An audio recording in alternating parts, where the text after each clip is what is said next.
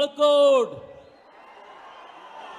जय मल्हार बोलो साहब। येळकोट येळकोट येळकोट येळकोट।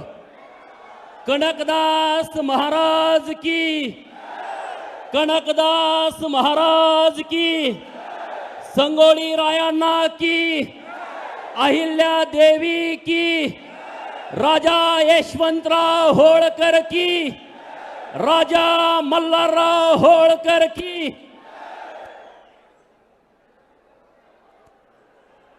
कनकदास पीठ पे उपस्थित जगत गुरु महास्वामी जी, इनके माध्यम से कर्नाटक के गांव-गांव में रहने वाले, भेड़ बकरियां चराने वाले मेरे समाज को एसटी का रिजर्वेशन मिले, इसीलिए महास्वामी जी ने जो पद यात्रा निकाली है और ये पद यात्रा का समारोह आज बेंगलोर में हो रहा है।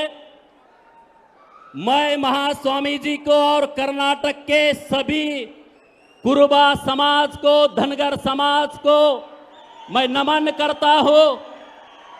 ये अभिमान की बात है। ऑल इंडिया के धनगर के लिए ये प्रोग्राम आज मार्गदर्शक बन रहा है। एसटी रिजर्वेशन हम क्यों मांग रहे हैं? डॉक्टर बाबा साहेब अंबेडकर साहब ने आरक्षण का प्रावधान क्यों किया है? इस देश में जो समाज है, जो उपेक्षित है, जो वंचित है, जो पीड़ित है, जो प्रताड़ित है, जो अपमानित है, जिसकी जितनी संख्या भारी उतनी उसकी भागीदारी, उसके हिसाब से उसको राजनीति में, एजुकेशन क्षेत्र में, ऑफिसर क्षेत्र में उनको न्याय नहीं मिला। हमारे कर्नाटक के कुरुबा समाज की जितनी संख्या है उसी संख्या के हिसाब से हमारे एमएलए नहीं है, हमारे एमपीज नहीं है, हमारे एमएलसीज नहीं है, हमारे मिनिस्टर नहीं है, हमारे आईएएस आईपीएस ऑफिसर नहीं है, हमारे तहसीलदार नहीं है, हमारे एसडीओ नहीं है, हमारे पुलिस में ऑफिसर नहीं है। इसीलिए स्वामी जी ने ये यात्रा निकाली है। मैं स्वामी जी को धन्यवाद देता हूं।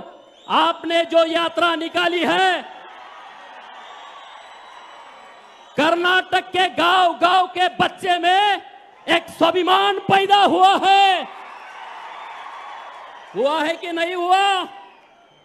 स्वाभिमान पैदा हुआ है कि नहीं हुआ? स्वामी जी के हिसाब से जोर से बोलो, हुआ है क्या?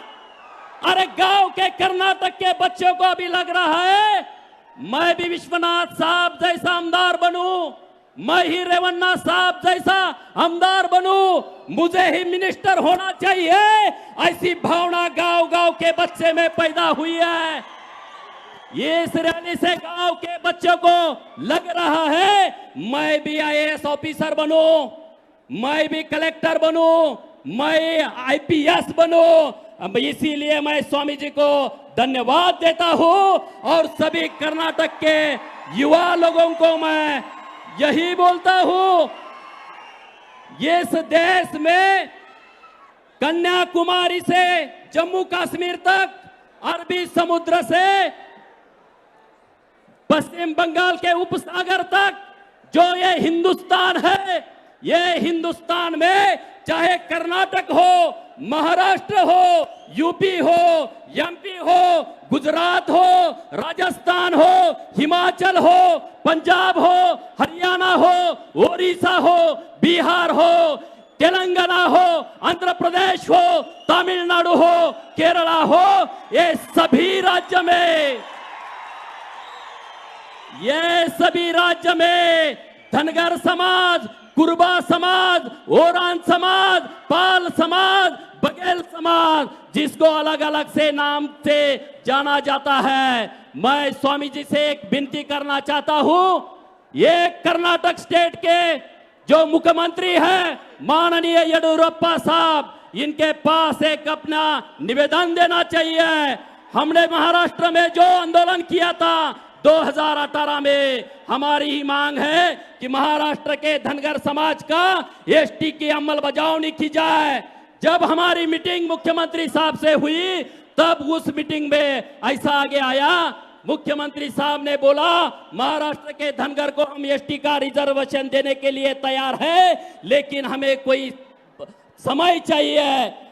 जब समय चाहिए ऐसा सरकार बोला तो एक सामने विषय आया, उन्होंने एक निर्णय किया, जब तक महाराष्ट्र के धनगर समाज को एसटी का सर्टिफिकेट नहीं दे जाता है तब तक जो आदिवासी को वही धनगर को, जो एसटी को वही धनगर को।